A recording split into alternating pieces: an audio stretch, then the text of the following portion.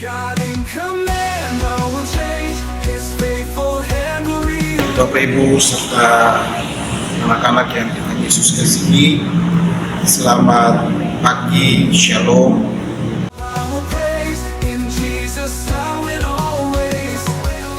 Sebelum kita melanjutkan kehidupan kita, menjalani kehidupan kita di musuh yang baru, mari kita minta tuntunan kuasa Roh Kudus untuk menuntun kita menjalani pergumulan sepanjang musuh ini.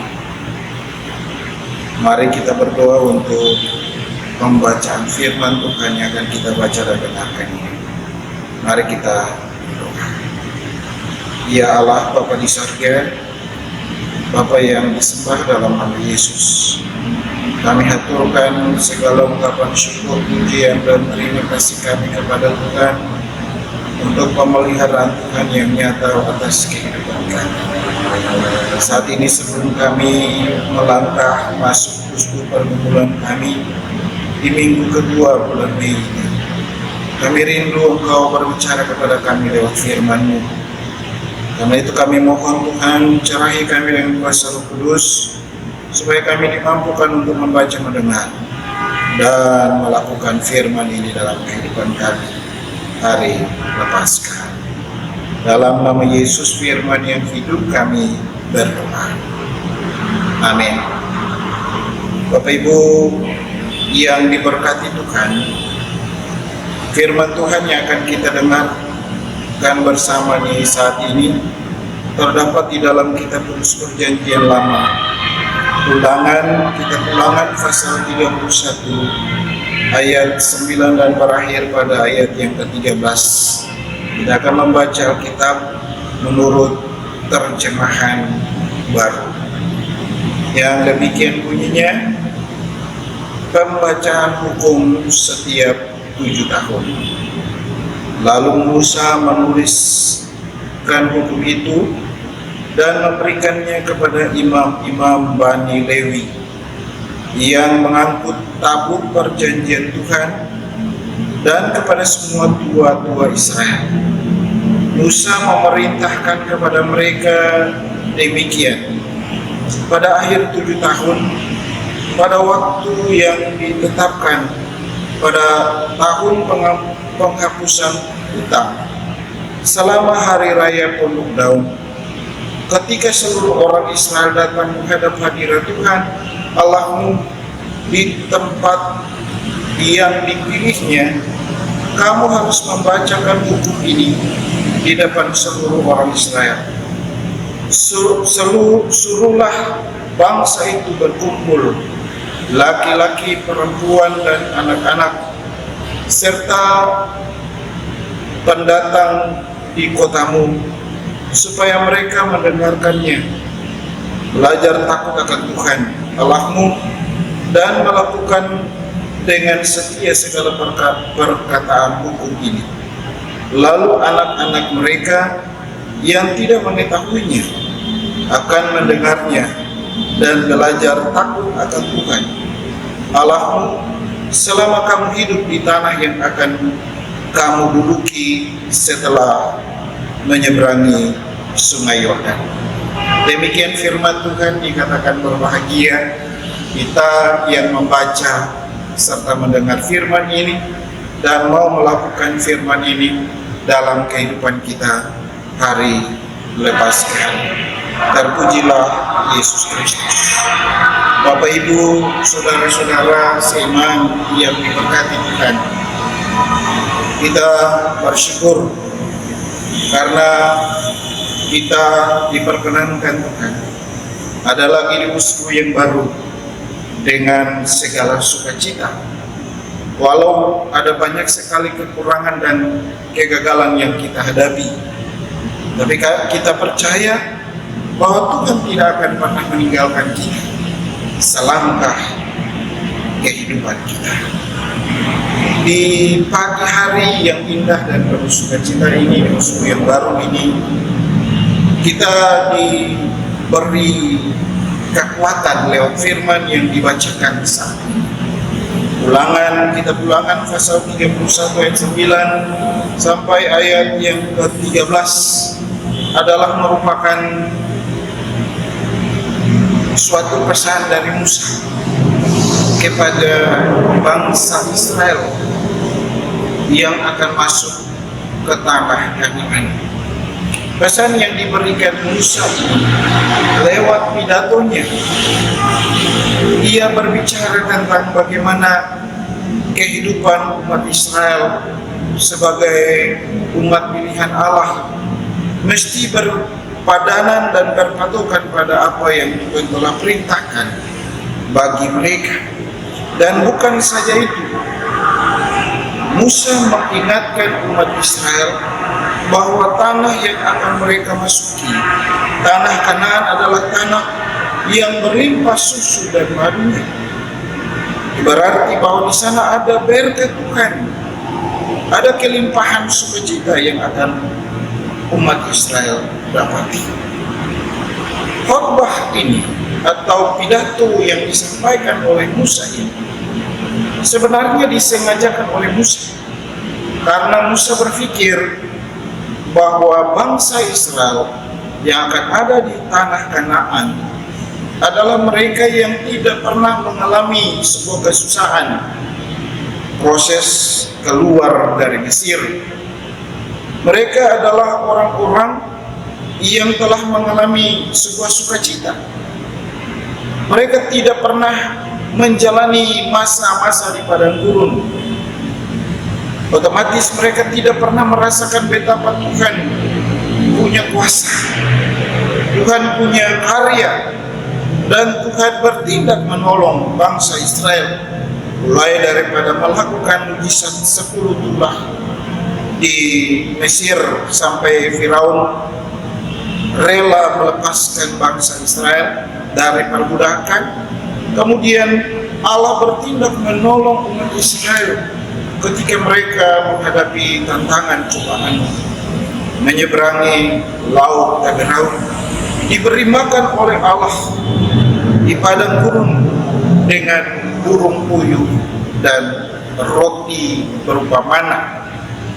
Wujud pemeliharaan Tuhan ini, itu yang dimaksudkan oleh Musa kepada bangsa Israel yang akan menyeberang masuk ke tanah Kanaan. Mereka adalah generasi kedua, generasi yang serta-merta tidak pernah merasakan bahkan mengalami suatu jamahan Tuhan, suatu mujizat dan karya pertolongan Allah dalam pergumulan sampai pada mereka tiba di Kanaan. Tetapi generasi ini yang akan menikmati madu dan susu dan madu di tanah Kanaan, tanah perjanjian. Sehingga Musa menekankan ini supaya mereka tidak lupa diri, mereka tidak akan mempergunakan berkat Tuhan itu dengan semena-mena. Mereka tidak harus menghamburkan berkat Tuhan itu, yang menganggap bahwa itu semua usaha mereka. Tapi tentu nasihat yang Musa berikan supaya bangsa Israel, generasi kedua Israel yang akan menduduki tanah Kanaan, mesti sadar bahwa semua yang mereka alami hanya karena belas kasih Tuhan bagi bangsa pilihannya, bagi umat Israel ciptaannya. Sehingga apa yang mereka jalani haruslah dibarengi dengan suatu ketaatan, diimbangi dengan suatu kesetiaan yang ditunjukkan dalam hal bersekutu dan beribadah kepada Tuhan. Bahkan Musa juga mengingatkan mereka, ibadah yang mereka lakukan itu harus sungguh-sungguh, tidak salah-salah, tidak sebagai simbol atau lambang bahwa mereka adalah umat pilihan Allah. Sebab kalau ibadah yang dilakukan seperti itu, maka tentu akan menimbulkan kemarahan dari Allah sang pemutus mereka.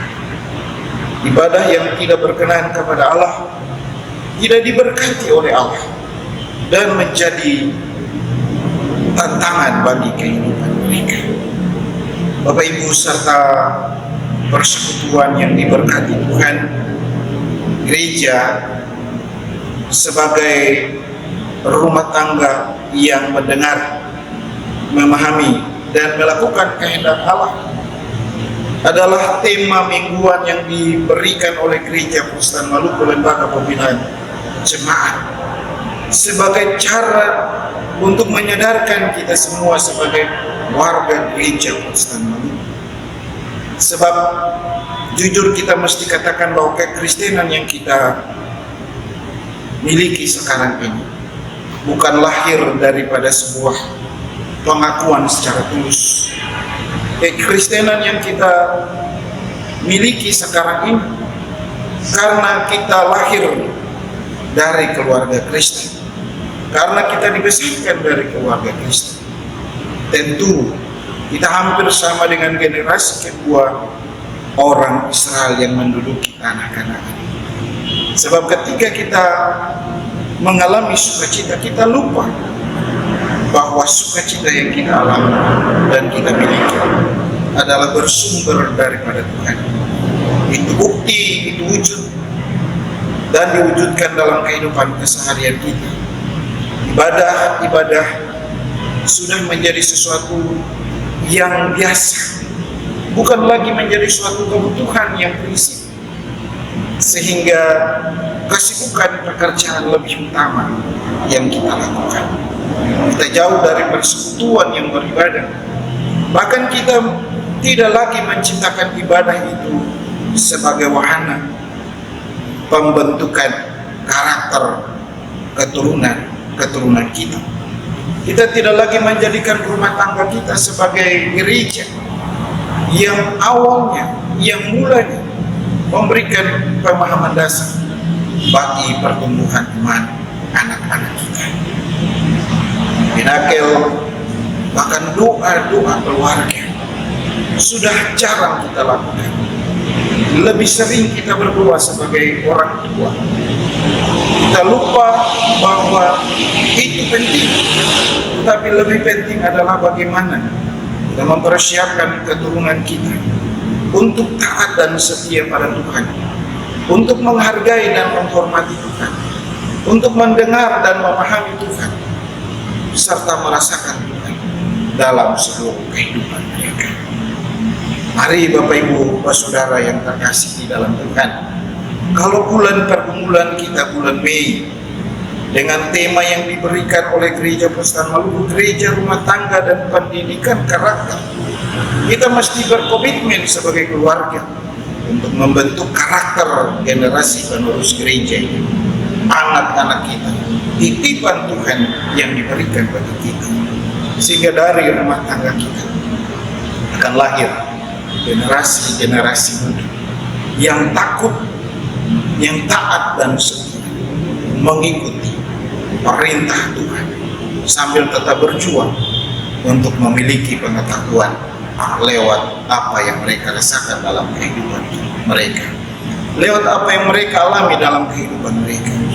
Kita harus menjadikan mereka generasi-generasi yang kuat, yang tidak gampang menyerah atau tidak gampang kalah terhadap tekanan, karena mereka juga adalah bagian daripada umat Allah yang diselamatkan. Keselamatan tidak boleh didapati dan dirasakan secara gratis, tetapi harus melalui sebuah perjuangan. Semoga firman Tuhan ini akan menjadi motivasi bagi kita semua. Firman Tuhan ini akan menyadarkan kita sebagai papa dan mama, sebagai orang tua, sebagai persekutuan yang dipercayakan Tuhan meneruskan seluruh misinya, menyampaikan kabar sukacita bagi kehidupan yang berkelanjutan. Tuhan menolong dan memberkati kita semua. Selamat pagi, Shalom.